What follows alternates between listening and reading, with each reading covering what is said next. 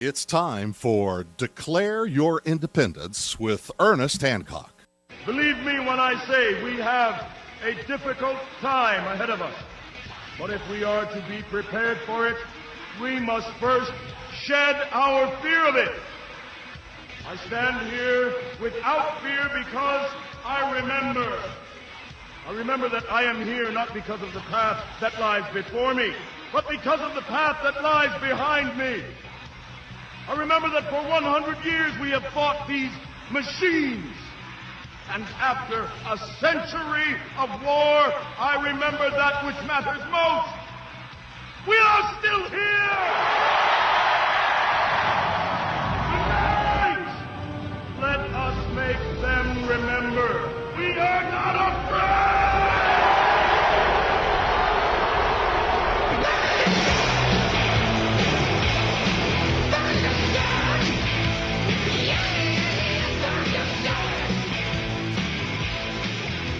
Welcome to Declare Your Independence with me, Ernest Hancock, here in Phoenix, Arizona, from the beautiful studios of Freedom's Phoenix at the Farm. Now, today we're going to have a treat for a lot of you. I know that we're going to have a lot of questions on this, and we need to get an inside perspective on what's going on in Mexico with the drug war. Now, we have a gentleman, he's an author, John Gibler is a writer. He's based in Mexico and California, and he's author of the new book, To Die in Mexico, Dispatches from Inside the Drug War.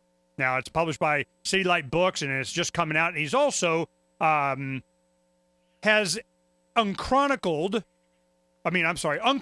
Chronicles of Power and Revolt. Now, this is a unique perspective that we're going to be able to learn from because what's been going on, and we're here in Arizona, so the rest of the country may not be as privy to what's happening, and also how it's being, amped up by the politicians to advocate for more power that they want. But what's happening is there is a major drug war going on where countless numbers of people are being found in mass graves. They are being killed. They're being executed. They're being wrapped up in blankets in the ditch, shot in the head, and this is getting to the point to where they're just a bunch of faceless bodies. And what has happened is sooner or later,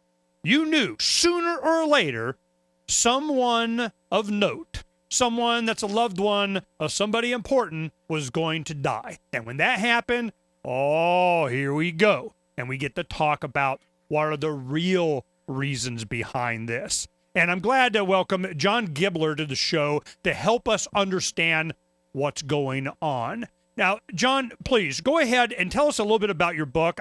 I've read some articles that you've written. I've looked at some of the references to a lot of the stories that you covered, and I'm very surprised at what our rhetoric here in the U.S. is in regards to this. Can you please tell us about your book and what you're trying to accomplish?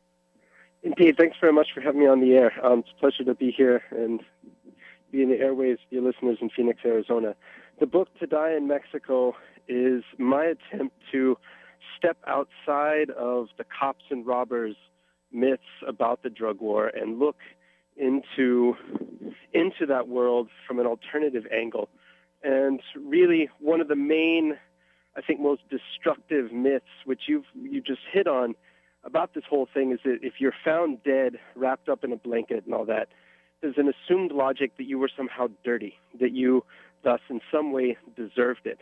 And that assumed logic does two very destructive things. One, it justifies, in a sense, the government's total incapacity or refusal to actually investigate homicides. The Mexican government opens up investigations into less than 5% of the homicides that take place, which means that in the only past 4 years of this so-called drug war, more than 35,000 murders are not even being investigated. They're guaranteed impunity. And the second very destructive, socially destructive thing that this presumed guilt does is it creates a society that becomes numb to so much violence, so much death. You see the bodies on your television screens, newspaper headlines and the photographs on the front page, or you hear about it on the radio, and you don't think about those bodies or that mass of death as anything related to human beings, people with families, people with lives and histories and dreams that were shattered, their families destroyed. And so one of the principal objectives in the book is to try and break that siege of anonymous death, of death without names, and look in from a side view and find out who are these people who are getting killed. So many of them simply have nothing to do with the drug trade. Of course, there are people who are involved, and even if they're involved, one supposes that we now live in societies with institutions of law where you should be guaranteed a fair trial, all of that, not a post-mortem death sentence, which is what is being inflicted in this war. And so one of the things I did in the book is I spent a lot of time traveling with, riding around with, talking with local Mexican journalists on the front lines of this drug war and profiling them, their lives, and then also highlighting their work, because they're the ones who really live there and who grew up there, raised their families there, and can, I think, discuss with incredible depth, detail, and complexity what's happening. So I ride with journalists in Ciudad Juarez, in Culiacan, Sinaloa, in Monterrey, in Mexico City, and in Reynosa, and try to tell the stories both of who they are and what it's like being a frontline journalist, a small local paper, a radio station in the front lines of the drug war in Mexico, but also all the stories they've uncovered that help kind of, again, break this idea of an anonymous massive death, victims without names, without histories, and look at the humanity and the particular stories behind all of these massacres, which end up revealing truths about the drug war, which are very, very different than what you hear, I think, on the majority of the mainstream news broadcasts, or especially from the government press releases. Okay, you've given us a good start, and I want to read a little bit, and we'll get into the one case that has really brought this to the front. And let me ask you this before I read this: what kind of coverage has your work gotten in the United States, and whatever it has gotten, from what political spectrum are you getting attention? Most of my work is online or in small print media that tend to be on what's considered the left. A lot of my work right now gets the most coverage from community radio stations. That's where I do probably most of my work. I find that local reporters at community radio stations seem to have just more of a hunger to really talk about issues, and so they reach out, they call me up, see something I've written, and get me on the air. A prominent individual, and we'll get into the details. John, help us with that when we come back. We're getting ready to go to the break, but I want you to know you have a prominent individual's young son that's 24, is just one of the faceless killed, and all of a sudden now we got somebody, and he is prominent enough that he is brought before President Calderon. Calderon has him come in, and the father had to leave from an event they was speaking at and a layover in Amsterdam. And he sees people buying and selling drugs legally. And there's no AK-47s, no dead bodies strung all over the place. There's no gangs, none of the prohibition disease that's going on there. And he talks to Calderon, he wants to meet with him and so on. And he tell Calderon that in Amsterdam, people would buy and sell drugs and they don't kill each other.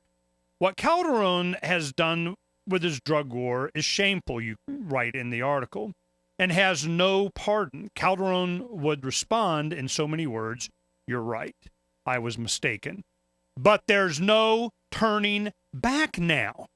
Why? When we come back, I want to talk about this, the end of prohibition, the end of unnecessary violence for plants. There is something else going on here. There is something else that is fueling this gangster mentality that's going. We went through this. It was called prohibition with alcohol. Did we learn our lesson? Or was it the lesson that we learned was how to use government and law enforcement and the drug kingpins to make a boatload of money and increase your power over people? Because if that's what they learned, They learned their lesson well, and how will we overcome it? We'll talk about that when we come back.